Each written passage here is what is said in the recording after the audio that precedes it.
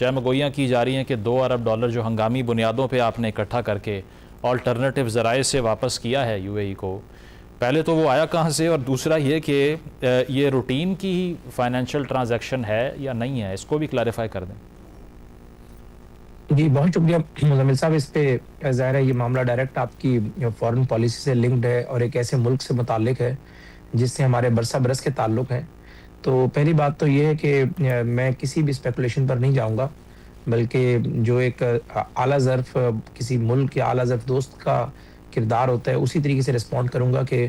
انہوں نے مہربانی فرمائی جب ہمارے پر آزمائشی ٹائم تھا اور ہم نے وہ لون مانگا، انہوں نے دیا، اور گزشتہ کئی ماہ سے اگر ان کی طرف سے مطالبہ آیا یا انہیں ضرورت تھی وٹس ایور دا ریزن، اور وہ ہم نے چیز واپس کر دی، اور اللہ کے فضل و کرم سے ہمارے جو ذخائر تھے زر مبادلہ کے وہ اس کی اجازت دے رہے تھے، اور وہ چیز ان کی واپس چلی گئی۔ تو اس کے اوپر کوئی بھی اسپیکولیشن قائم کرنا یا کوئی فن بٹ قائم کرنا یا کہنا کہ ہم نے کوئی جلد بازی میں دائیں بائیں سے اپنے آپ کو ٹائٹ کیا، دیکھیں یہ وہ اکانومی ہے جو آپ نے جب اس اکانومی کو ٹیک آف کرنے کے لیے شہباز شریف صاحب اس جہاز میں بیٹھے تھے، اس اکانومی کے جہاز کی میں بات کر رہا ہوں، تو آپ کو یاد ہوگا جون 2023 میں اگر ابھی اپنے پروڈیوسر کو آپ کہیں آپ کو زر مبادلہ کے ذخائر کوئی $4 یا $5 بلین پر آ گئے تھے، وہ بھی اس میں دیگر ممالک کے جو ہمارے پاس پارک ہوئے پیسے تھے وہ بھی اس میں موجود تھے۔ آج آپ کی اکانومی میں الحمدللہ 19 سے 20 ارب ڈالر کے جو ہے وہ ذخائر موجود ہیں، اس میں ظاہر کمرشل بینک کے پیسے بھی ہیں لیکن آلدو وہ صورتحال نہیں ہے۔ تو ایسے میں الحمدللہ ہم نے جو ایک دوست کے ساتھ کمٹمنٹ تھی اس کو واپس کر دیا، اور ہمارے پاس الٹرنیٹ ذرائع موجود تھے اور الٹرنیٹ آپشنز بھی موجود ہیں، تو اس پہ میرے خیال سے اس سے زیادہ بات کرنا مناسب نہیں ہوگا۔ اور یہ حذیفہ صاحب، یہ جو فیول پرائز ہائیک کی ہے آپ نے، جس میں ایک حیران کن چیز یہ تھی کہ پیٹرولیم لیوی بڑھا دی گئی جو کہ گورنمنٹ کا ٹیکس ہے، وہ تو انٹرنیشنل مارکیٹ سے پیکڈ نہیں ہوتا، تو اس کو بھی کچھ لوگوں نے لنک کیا کہ یہ اس لیے بڑھایا آپ نے because you had to arrange for this fund جو کہ آپ نے یو اے ای کو واپس کرنا ہے، یہ بات ٹھیک؟ نہیں ایسا ہرگز نہیں، ایسا ہرگز نہیں۔ بیسیکلی پیٹرولیم لیوی کو بڑھانے کی جو سب سے بڑی وجہ تو یہ ہے کہ ہم ایک IMF پیکیج میں موجود ہیں، اور IMF ہمیں قرضہ تو دیتا ہے لیکن قرضہ واپس بھی لینا ہے، اور ظاہر ہے جب آپ کے ملک کے اندر ٹیکسیشن کلیکشن کا سب سے افیکٹو وے پیٹرولیم مصنوعات ہوں، اور یہ پوری دنیا میں ہے جہاں تھرڈ ورلڈ کنٹریز ہیں، چاہے آپ انڈیا کی ایون کی بات کر لیں، ہم سے کئی گنا بڑی اکانومی ہے لیکن وہاں پر بھی پیٹرولیم مصنوعات پر ایزیلی ٹیکس کلیکشن ہو جاتی ہے۔ سری لنکا کی بات کر لیں، بنگلہ دیش کی بات کر لیں، تو ظاہر ہے اس چیز کو مد نظر رکھتے ہوئے ہم نے وہ لیوی بڑھائی تھی، لیکن ظاہر ہے اس کے بعد وزیر اعظم صاحب نے خود اس پر اثر نو غور کیا کہ یہ ٹائم نہیں ہے، حالانکہ ہمیں اس کی اشد ضرورت ہے، یہ نہیں ہے کہ کوئی ہم وہ پیسہ کوئی اپنی جیب میں نہیں جا رہا۔ اگر 50-60 روپے یا 80 روپے لیوی جو ہے اس کی کاسٹ جو اس کی پولیٹیکل کاسٹ ہے وہ تو PMLN برداشت کر رہی ہے، میاں شہباز شریف صاحب نے برداشت کرنی ہے، اس کے باوجود وہ صرف ملک کی خاطر کیا، ورنہ جذباتی فیصلہ تو یہ ہوتا کہ ہم یہ 150 لیوی اڑا دیں اور کہیں ٹھیک ہے جی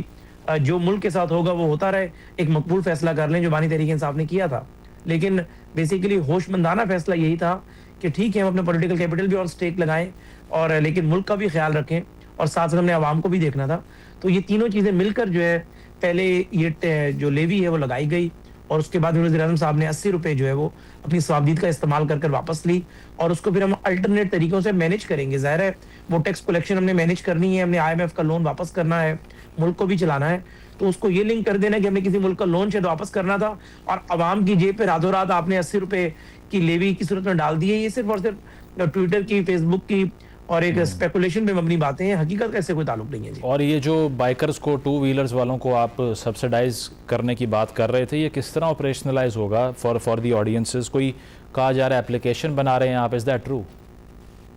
جی بہت شکریہ، یہ بڑا اہم سوال ہے، اس میں بلکہ اس سوال کو فردر میں ایلیبوریٹ کرنا چاہوں گا۔ یہ بھی آپ جاننا چاہیں گے کہ آپ پیٹرولیم مصنوعات پر تو جو ہے سبسڈی دیتے ہوئے کہتے ہیں کہ IMF ہمیں روک رہی ہے،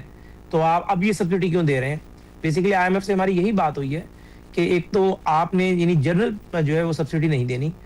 ٹارگیٹ سبسڈی آپ دے سکتے ہیں، اور اس کی سب سے بڑی مثال یہ ہے کہ جو بے نظیر انکم پروگرام ہے تقریباً 714 ارب پر پہنچ چکا ہے، وہ بھی ایک سبسڈی کی ایک قسم ہے، یعنی اس کو آپ کہہ سکتے ہیں کہ وہ بھی ایک طریقہ ہے، لیکن IMF سے انکریج کرتی ہے۔ تو IMF نے اس بات کو بھی انکریج کیا ہے کہ ٹھیک ہے اگر بائکرز ہیں جو غریب طبقہ ہے جس کا مہینے کا استعمال ہی 30-35 لیٹر سے اوپر نہیں ہے، اس کو آپ سبسڈی دیں۔ اس کے لیے بہترین فارمولا یہ تیار کیا گیا ہے سر کہ پنجاب میں لیٹ سے ہم نے سبسڈی دینی ہے تو پنجاب میں جس بندے کی ایکسائز میں موٹر سائیکل رجسٹرڈ ہے اس کو اسی رجسٹریشن بک جو ہے جا کر وہ پمپ پر دکھائے گا, وہاں ڈیوائس لگی ہوئی ہوگی, وہ فوراً سکین ہوگی اور اس کو وہ 20 لیٹر یا 25 لیٹر کا جو ہے وہ جو اس کو ہم کیپ دے رہے ہیں وہ اس کو مل جائے گا 100 روپیز کا کیپ, اور اس کے بعد وہ ذرا ہمارے پاس سسٹم کے اندر بھی وہ ایڈ آن ہو جائے گا. اس پر بہت سارے یعنی جو تنقیدی نگاہ ہے وہ یہ ہے کہ جی اگر کوئی بائک جو ہے سندھ کے صوبے کی ہے یا کے پی کی تو بہت کم ریشو ہے, 2 یا 3% ایسی بائکرز ہیں جو کہ رہنے والے لیٹ سے کے پی کے اور بائک ان کی کے پی کے میں رجسٹرڈ ہے اور چل پنجاب میں نہیں, ایسا نہیں ہے. لیکن ذرا ہم نے ماسد کو دیکھا ہے تو 98% کے قریب لوگ جو ہے اگر ایکسائز, اسی لیے ایکسائز میں رجسٹریشن بھی پنجاب میں فری کر دی ہے اور اس کی ٹرانسفر بھی فری کر دی ہے. تو یہ نہ ہو کہ بندہ جو ہے وہ 2000 یا 3000 کے پیٹرول کی سبسڈی کے چکروں میں 10,000 اپنی ٹرانسفر فیس بھرتا پھر رہا ہو. تو ٹوکن اس کے جو شارٹ تھے وہ سارے ہم نے فری کر دیے. تو بڑا آسان طریقہ کار ہے, کارڈ موجود ہے ایکسائز کا, وہ اسکینیبل کارڈ ہے, آپ نے جانا ہے, اگر اسکین نہیں بھی ہو سکتا تو مینولی اپنا آپ اس میں گاڑی کا نمبر ڈالیں گے, آپ کا ڈیٹیل آ جائے گی, بایو میٹرک کریں گے, ٹک کر کے پمپ والا آپ کو جو ہے اس میں وہ لیف دے گا اور وہ سارا ڈیٹا ہمارے پاس آئے گا. ہم اس کا پھر ایک آڈٹ بھی کر سکتے ہیں. آپ جیسے دوست اگر انگلی اٹھائیں کہ جی اس میں کوئی شفافیت کا مسئلہ ہے وہ بھی سامنے آ سکتا ہے. تو الحمدللہ یہ بڑا ڈیفیکلٹ ضرور تھا لیکن موجودہ حالات کے اندر اس سے بہتر آپشن نہیں تھا, تو اسی کے اوپر ہم گئے ہیں. یہ جو اسلام آباد اکارڈ کا نام دیا جا رہا ہے جن ڈسکشنز کو, رائٹرز نے بھی اس پہ بات کی, ایکزیوس کا بھی ایک ہم نے پیس دیکھا ہے اس پر,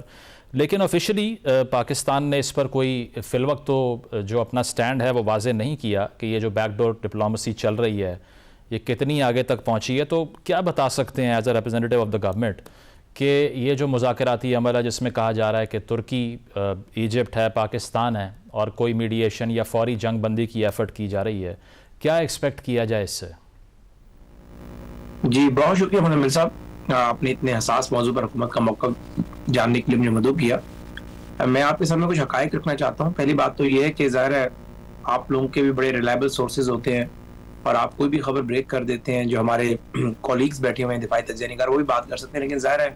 آپ اس بات کا مجھے مارجن دیں گے کہ میں جو بھی بات کروں گا وہ حکومت کا ورشن تصور کیا جائے گا اور انٹرنیشنلی بھی اس کو اسی طریقے سے کیری کیا جائے گا. تو اس موقع کے اوپر چونکہ میں اکثر اوقات یہ بات کر چکا ہوں اس پورے تنازع کے دوران کہ we are running on a tight rope, اور ایسی صورتحال میں کوئی بھی حتمی بات جب تک اس کا نتیجہ نہ نکال آئے ہماری طرف سے کرنا مناسب نہیں ہوگا. ہاں یہ ضرور ہے کہ پاکستان کی پہلے دن سے ترجیح ہے کہ مشرق وسطیٰ میں امن قائم ہو. سعودی عرب کے حوالے سے جو ہمارا سٹانس تھا وہ ہمارے دفتر خارجہ نے بالکل پبلکلی اناؤنس کیا. ابھی جو آپ بات کر رہے ہیں جس کی طرف نشاندہی کر رہے ہیں اسلام آباد اکارڈ کی یا رائٹرز کی چھپنے والی خبر کی, میرے خیال سے جو ثالث ہوتا ہے اس کو پھونک پھونک کے قدم رکھنا ہوتا ہے. اور ظاہر ہے دونوں فریقین, ایک جو ہے دنیا کی سپر پاور ہے اور دوسرا ہمارا ہمسایہ ملک ہے, تو کوئی بھی بات ہم ایسی کریں گے تو وہ مناسب نہیں ہوتا. آپ کو یاد ہوگا گاؤں میں بھی جب پنچایت ہوتی تھی تو ثالث دونوں فریقین کی باتیں لے کر ان کو ہضم کرتا تھا اور اس بات کو تب تک پبلک نہیں کرتا تھا جب تک دونوں فریقین کسی حتمی نتیجے پر پہنچ نہ جائے. تو بس آپ دعا کریں پاکستان جو خطے میں امن کے حوالے سے کوششیں کر رہے ہیں وہ کوششیں جو ہے وہ رنگ لائیں, اور اس کے بعد جو بھی چیز ہوگی وہ ظاہر ہے آپ دوستوں کو ہمارا فارن آفس بھی بریف کرے گا, D G S P R بھی اس پہ اعتماد میں لیں گے, وزیر اطلاعات صاحب بھی اس پہ پوری بریفنگ دیں گے. لیکن چونکہ ابھی چیزیں میچور نہیں ہوئیں اور کوئی کنکریٹ حل نہیں نکلا اور حتمی فیصلے پر ہم نہیں پہنچے, تو جب تک وہ چیزیں نہیں آتی تو میرے خیال سے اس پر پبلکلی اس طریقے سے میں اگر کوئی کمنٹ کروں گا تو آپ بھی نہیں چاہیں گے کہ میرے کمنٹ کرنے کا پاکستان کو کوئی نقصان ہو یا پاکستان کی فارن پالیسی کو نقصان ہو, یا ایون کہ جو خطے میں ہم امن قائم کرنے کے حوالے سے ایفرٹ کر رہے ہیں اس کو کہیں نہ کہیں وہ ڈینٹ پہنچے. نہیں, اور یہ ضرور میں obviously اس میں دو رائے نہیں ہے, لیکن جس میں لوگ انٹرسٹڈ ہیں جس چیز پر وہ یہ ہے کہ اگر لیٹس سے یہ جنگ لمبی چلتی ہے, گاڈ فاربڈ, ویسے تو یہ کوئی بھی کسی کے بھی حق میں نہیں جائے گا, بے شک وہ امریکہ ہو, ایران ہو, گلف ہو, پاکستان ہو, تو حکومت نے جو ریسنٹلی اقدامات بھی کیے جس کی وجہ سے کہا جا رہا ہے انفلیشن آ جائے گی, پیٹرول کے اوپر 137 روپیز آپ نے بڑھائے, 80 روپے واپس لیے, ریزروز میں ہمارے پاس یا پریپریشن میں وٹ کین وی سے اباؤٹ اٹ کہ جنگ اگر لمبی چلتی ہے تو گورنمنٹ کے پاس پلان بھی ہے مینیج کرنے کے لیے جو بہت بڑا انفلیشن کرائسس, سپر انفلیشن کا دنیا بھر میں آ رہا ہے, ناٹ جسٹ پاکستان. جی یہ بہت اہم سوال آپ نے مزمل صاحب کیا, اس پہ میں ضرور آپ کو کھل کر رسپونڈ کروں گا. دیکھیں اللہ نہ کرے جنگ لمبی چلتی ہے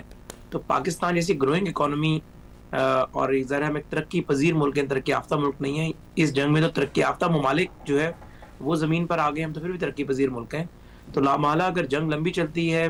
اور آپ کا جو کروڈ آئل ہے اس کا ریٹ اوپر جاتا ہے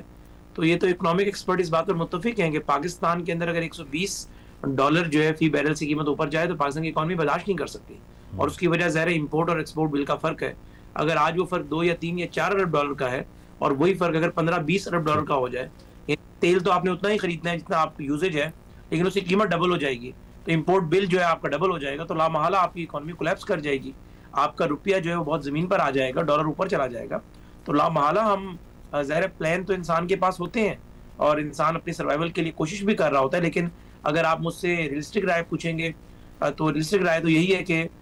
پاکستان اس جنگ کے، اگر یہ جنگ لمبی ہوتی ہے تو پاکستان کی اکانومی متعامل نہیں ہو سکتی، اور اسی وجہ سے ظاہر خطے میں امن بھی ایک وجہ ہے، اور دوسری وجہ ہماری اپنی اکانومی بھی ہے. ان سب وجوہات کو ملا کر ہم پوری کوشش کر رہے ہیں کہ جنگ جلد از جلد ختم ہو، لیکن اگر جنگ لمبا چلتی ہے تو اس کے بڑے نقصانات ہوں گے، اور ظاہر دنیا کے ترقی یافتہ ممالک جو ہے ان کی جو ہے معیشت، اس کی جو ریڑھ کی ہڈی ہے وہ متاثر ہوگی. ہم تو پھر بھی ظاہر ہے